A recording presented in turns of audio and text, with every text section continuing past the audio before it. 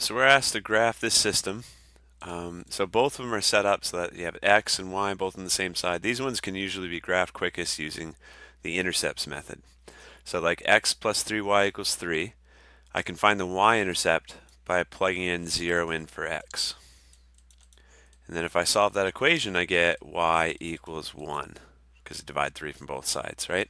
So that means 0 on the x, I should have a dot at 1 on the y-axis.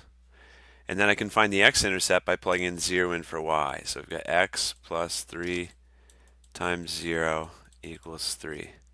3 times 0 is 0. X plus 0 is 0. So, x plus 0 is x. So we get x is 3. So we have a dot at 3, comma 0.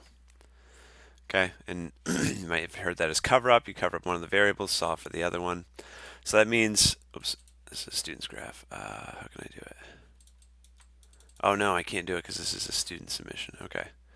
Here, slightly different one. Same technique though. If you plug in 0 in for x, you get out 2 for y. Sorry, this is the other question.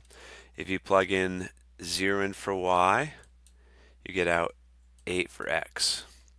So when I graph this, the top one with my graphing tool, I'm going to click this 2 points on the line.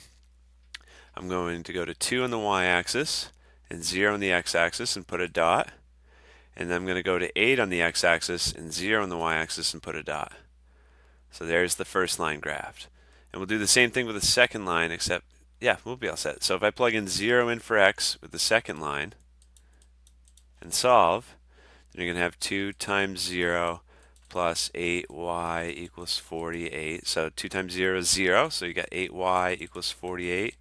And if you divide 8 from both sides, 48 divided by 8 gives us 6. So 0 on the x, we should have a dot at 6 on the y-axis. And then we'll do the same, except now plugging in 0 in for y and solve.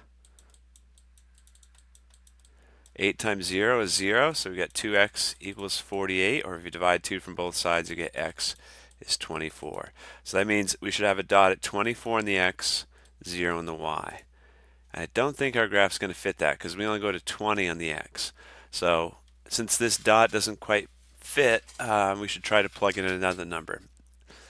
So I'm going to guess here, since this one isn't going to fit.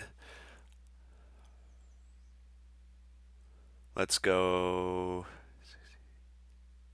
It's just here. I guess I'll guess, and if it doesn't help us, then it'll be a good learning experience. If we plug in, what are we looking for?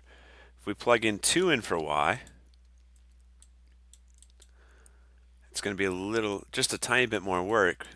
0 is always nicer if we can do it, but we found out it doesn't fit. So if I plug in 2 in for y into that bottom equation, I get 2x plus 16 equals 48. I subtract 16 from both sides, and I get 32. Divide 2 from both sides, so I get x is 16. Okay, that one worked out nicely.